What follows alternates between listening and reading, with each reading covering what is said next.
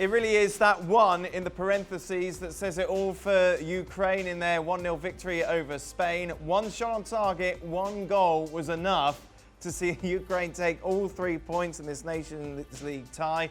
Julien and Ali Moreno with us. Ali, how on earth did Ukraine win this game? Yeah, I mean, yes, how did they win it? But I think it is the way that you play against Spain. With Spain, even though they had seemingly, and I think the numbers will bear that out, it's over 400 passes more than Ukraine in terms of passes completed. And they had possession of the ball and everything seemed to be going in the direction of Spain. We go back to the same sort of old issues that we've talked about time and time again.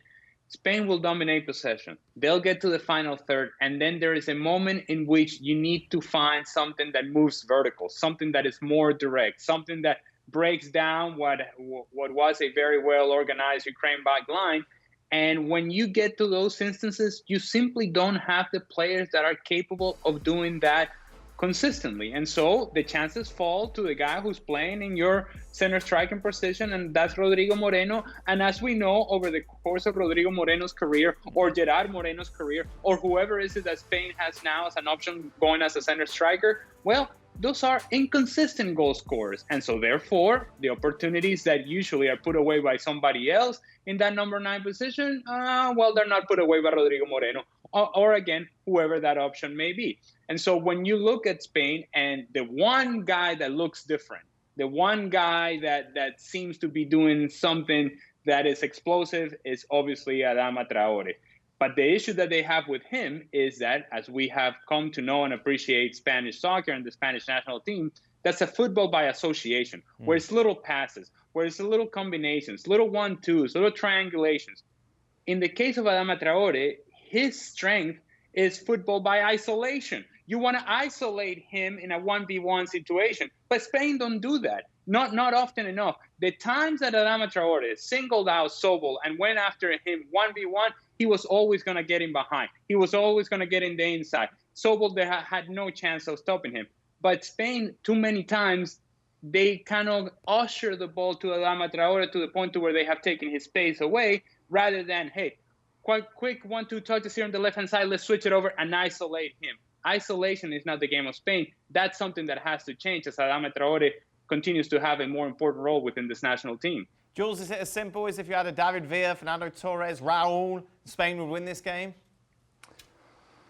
I think that would help for sure. I mean, they had a couple of good chances. We saw Rodrigo's header, for example, saved by the keeper. That was not a hard save. The Ansu Fati one in the second half, I guess, maybe the best one. And again, Ansu Fati is not a striker. He will always, I guess, find it difficult to score those kind of chances. So for sure, a real centre forward, an efficient centre forward, a clinical centre forward will help them a lot. And they also need at the other side of the pitch a real goalkeeper, because I'm sorry, you cannot win.